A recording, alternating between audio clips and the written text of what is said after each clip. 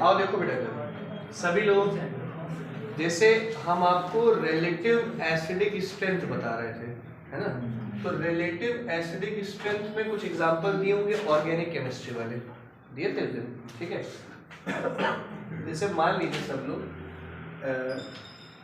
एक तरफ ये इनऑर्गेनिक एसिड्स हैं, जैसे मान लीजिए HF है, HCl है, ये भी बता दिया था क्या? HBr है, HI है, सही है? तो विश्वास देखो बेटा, इन सब में से सबसे ज्यादा बॉन्ड लेंथ किस एसिड की है?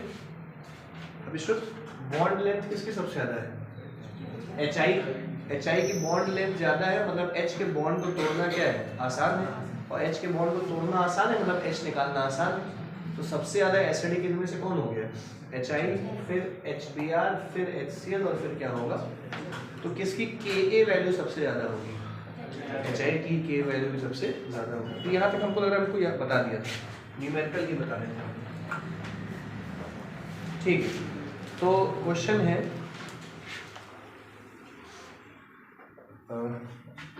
एट कांस्टेंट, सुनिएगा, at constant temperature dissociation constant of 0.01 mCH3COOH, 0.01 mCH3COOH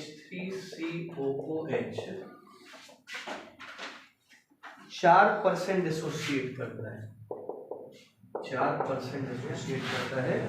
calculate dissociation constant of, क्या? अच्छा, calculate dissociation constant of acid, फिर से ये 0.01 mCH3COOH है, कितना परसेंट डिसोसिएट करता है? तो बताओ इसका K क्या होगा? तो आप लोगों को अल्फा का फॉर्मूला लिखवाया होगा √K/C, सही है? तो अल्फा 4% का मतलब 0.04 हो गया, √K/ कॉन्सेंट्रेशन कितनी दे रखी है? 0.01, इसको सॉल्व करके K की वैल्यू आ जाएगी।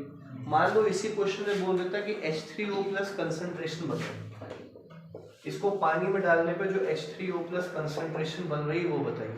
तो H3O+ कंसेंट्रेशन का फॉर्मूला क्या लिखवाया है? √Kc, √K/C अल्फा का फॉर्मूला था, √K/C किसका फॉर्मूला हो गया? H3O+। तो √K की वैल्यू ऊपर से निकाल चुके होंगे, और C की वैल्यू 0.01 से H3O+ कंसेंट्रेशन आ जाएगी। ये दोनों फॉर्मूले हम लोग ने ओस्टवाल्स डाइल्यूशन लॉ से कर लिए थे, सही है? अगला, ये तो इजी था, समझ गए क्या लिखना है?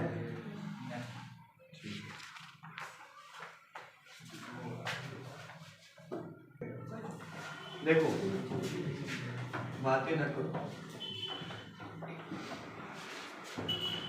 सवाल है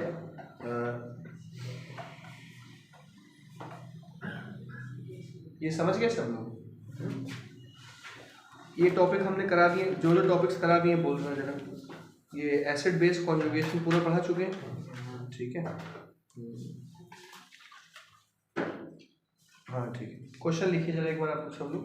calculate the concentration of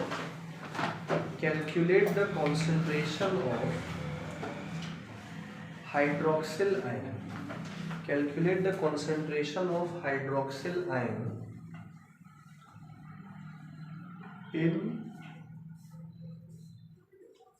0.1 m solution of ammonia, in 0.1 m solution of ammonia if Kb 1.76 into 10⁻⁻⁵। क्या निकालना है? concentration of hydroxyl ions। आओ नजरें बोर्ड पे रखो बेटा। किसका है? सही भैया, ये कौन है? हाँ देखो 0.1 m सोल्यूशन ऑफ क्या दिया हुआ है? अमोनिया। का Kb दिया है, Kb मतलब डिसोसिएशन कांस्टेंट। तो अमोनिया को जब पानी में डाला गया होगा H2O, तो क्या क्या बना होगा? NH3 इसका H ले जाएगा। पहले तो ये लूप, ये क्या है? ब्राउनस्टेड बेस, ये इससे H खींचेगा। तो NH3 जब इससे H खींचेगा तो क्या बनाएगा? NH4 प्लस, और क्या निकल जाएगा? OH minus. इसकी इनिशियल कंसंट्रेशन क्या रही होगी? 0, सॉरी C, इनकी 0 0। ये C में से C का अल्फा परसेंटेज कम हो गए होंगे, ये C अल्फा बने होंगे। तो यहाँ से K का फॉर्मूला बन के आएगा ammonium ion into hydroxyl ion divided by ammonia. तो K का फॉर्मूला बनेगा C alpha upon C minus C alpha. तो K का फॉर्मूला आ गया C square alpha square upon C 1 minus alpha. वही फॉर्मूला बन के आएगा C alpha square upon 1 minus alpha. Alpha को क्या कर देंगे? नेग्लेक्ट कर देंगे। एक मिनट सर,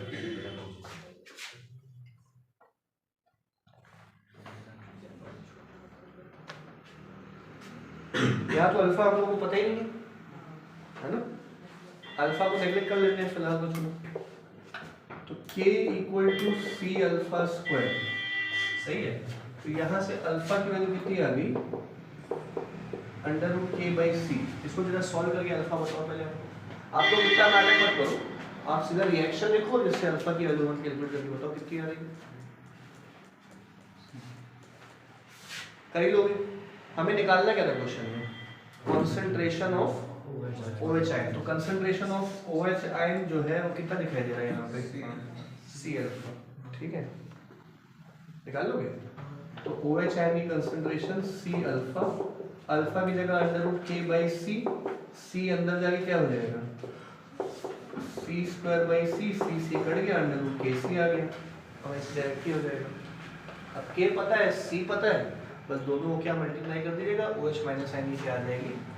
कंसंट्रेशन। समझ गए? तो इतना सब करने की भी जरूरत नहीं है, आपको तो डायरेक्ट फॉर्मूला ही पता है वैसे भी। Under root K by C alpha के लिए, अंडर रूट KC काहे के लिए? कंसंट्रेशन के लिए, KB OH के लिए, KA H के लिए।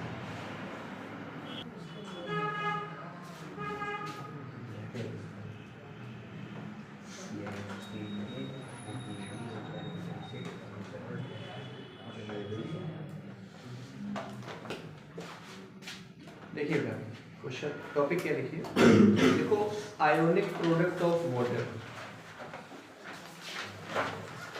Ionic product of water, bracket में KW,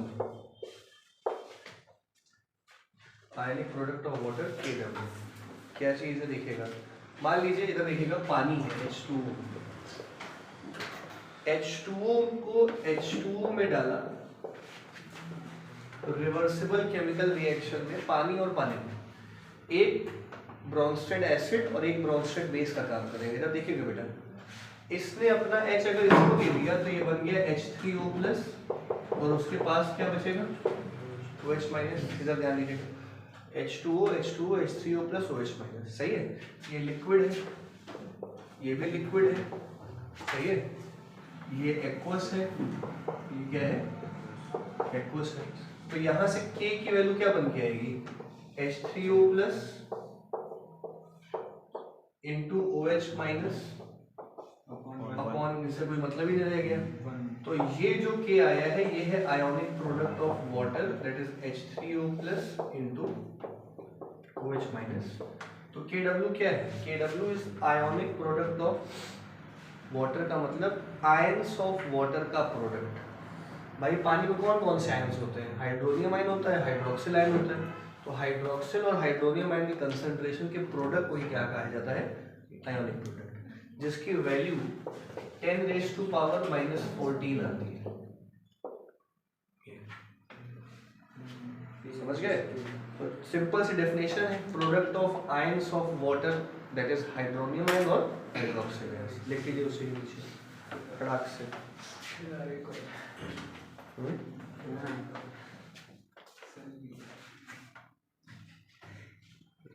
पे है, ये जो वैल्यू है ये कहाँ पे है, एट 25 डिग्री सेल्सियस।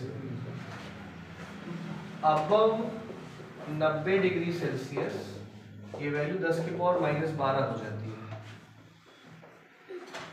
सुनो, अभी तुम लोग समझ में आ जाएगा, न्यूट्रल पॉइंट 7 पे अचीव होता है ना, यहाँ पे 6 पे अचीव होता है, तो उस हिसाब से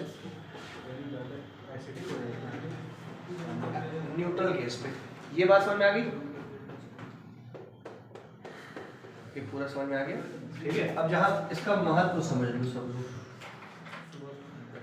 ये हटा रहे हैं।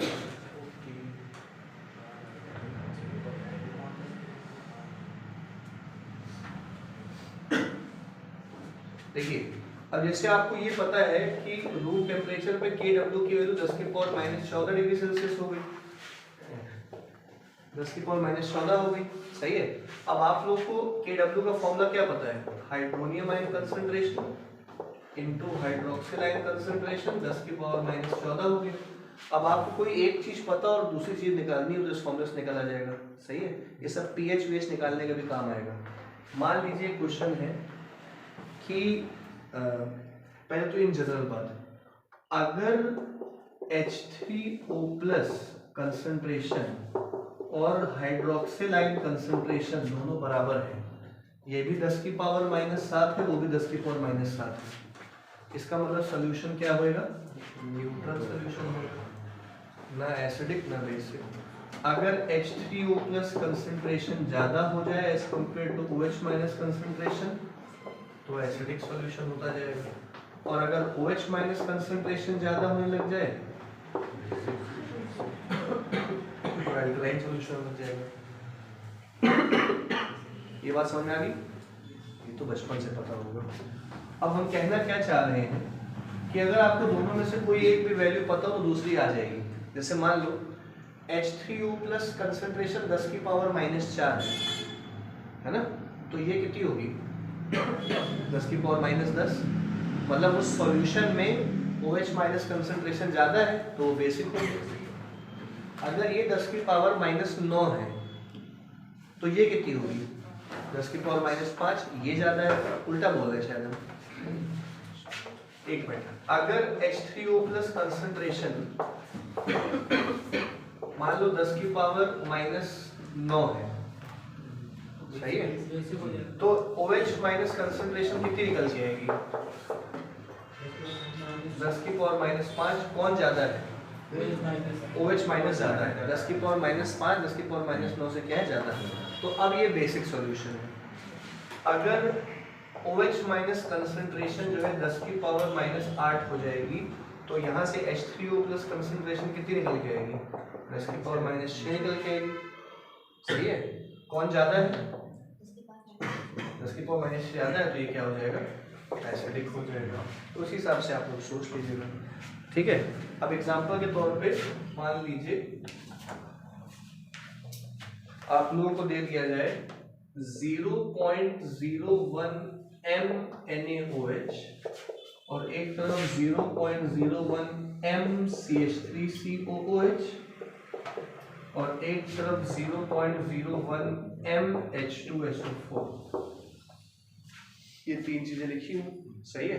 तो इसमें हाइड्रोनियम आयन और हाइड्रोक्सिल आयन कंसंट्रेशन बतानी है।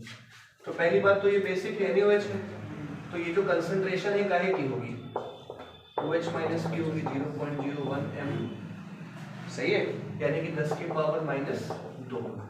तो यहाँ से OH- कंसंट्रेशन अगर 10 की पावर -2 है तो हाइड्रोनियम आयन कंसंट्रेशन क्या होगी 10 की पावर -12, सही है। कौन ज्यादा है OH- कंसंट्रेशन बहुत ज्यादा है, मतलब ये सॉल्यूशन बेसिक सॉल्यूशन होगा। NaOH का सॉल्यूशन तो वैसे ही स्ट्रॉन्ग बेस होता है।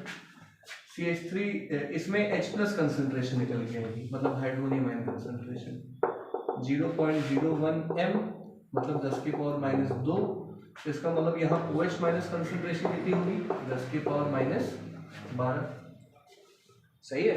और यहाँ पे किसकी कंसंट्रेशन निकलेगी हाइड्रोनियम आयन की। बेसिस के लिए हाइड्रोक्सिल कंसंट्रेशन निकलेगी, एसिड्स के लिए हाइड्रोनियम कंसंट्रेशन निकलेगी, लेकिन ये दोनों मोनो एसिडिक और मोनो बेसिक थे, एक OH एक H, यहाँ कितने हैं 2, तो यहाँ पे हाइड्रोनियम आयन कंसंट्रेशन जो है वो 2 टाइम्स 0.01 m होगी।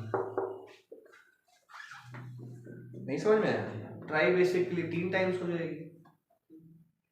आया समझ में? ठीक है। तो अगर लिखना हो तो लिख सकते हो, बाकी अगला टॉपिक डालना हो अगला टॉपिक डाल सकते हो। अरे याद रखने के लिए लिख लो, भूल जाओगे बाद में सब चीजें।